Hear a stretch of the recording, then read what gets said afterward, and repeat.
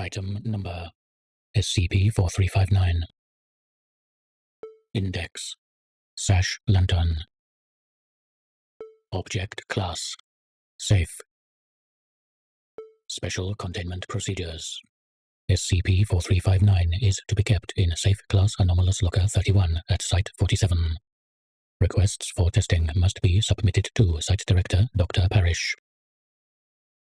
Description: SCP-4359 is a kerosene-fueled brass sash lantern manufactured in 1923 with cobalt blue glass and a titanium mesh mantle. A chromium plate is welded to the fuel tank of SCP-4359, which is inscribed, "In case of Level 3 emergency, bring to 100 mark of haulage adit and set on center of hall, sick." Certain letters on the inscribed plate are stained with what appears to be Prussian blue, as noted in the transcription. Note: Item manufactured by GOI 945, the Crimson Sash Mining Co., based upon specifications by Jasper Crimson II.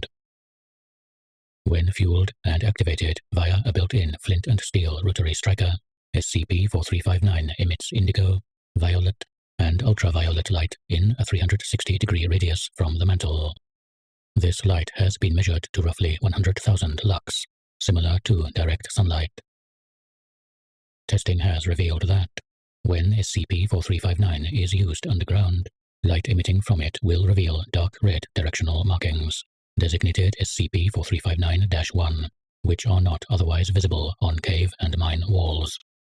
Chemical analyses performed where these markings appear reveal no traces of paint or chemicals from other such marking devices. Instances of SCP-4359-1 are uniformly spaced, with approximately 10.5 meters between each. When observed for extended periods of time, instances of SCP-4359-1 will change directional orientation by fading and reappearing.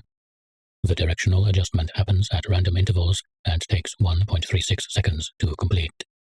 Instances of SCP-4359-1 will only exhibit this behavior in a sequentially linear fashion and will only affect one instance of SCP-4359-1 at any given time. The next adjustment in the sequence will always affect one instance nearest to the most recently adjusted instance. The prevalent theory suggests that instances of SCP-4359-1 undergo directional reorientation as some form of rudimentary tracking system. Addenda. Excerpt from Acquisition File 4359-AAR-A, dated 3 June 2006. Note: AAR After Action Report. Due to reports of anomalous activity in or near the Crimson's Rest Mine, located at the foot of the Ruby Mountains, Nevada, MTF Y-47, the Lone Rangers, were dispatched to investigate GOI 945, the Crimson Sash Mining Co. On 26 June 2006, one day after the lower levels of the mine reportedly collapsed and trapped 100 miners, MTF Y-47 were instructed to pose as volunteers in the rescue attempt.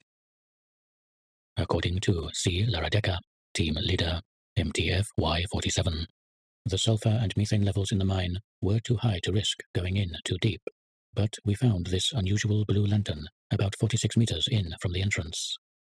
Richards retrieved it and made a comment about a red directional marker changing directions and pointing into the mine toward a miner who was just standing there in front of a red circle on the mine wall.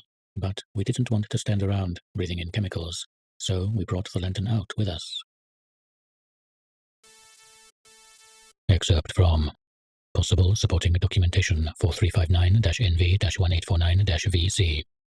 Newspaper clipping from the Virginia City Observer, dated 13 February 1849. Article title: 10 miners found dead in Crimson Stope.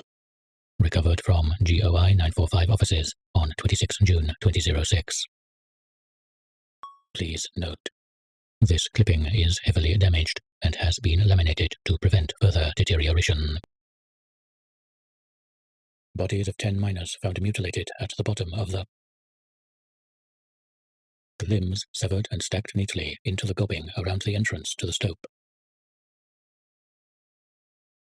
Many of the torsos had strange symbols carved. Leot Lee Sash and Harold Franklin Crimson are wanted for questioning by local auth. Extremely dangerous. These are dark times we live in, friends. We must stick together. The following was handwritten on the back of the newspaper clipping in what looks like charcoal. Look at all the stars glisten like flecks of gold in a vein of quartz, just waiting to be extracted and refined.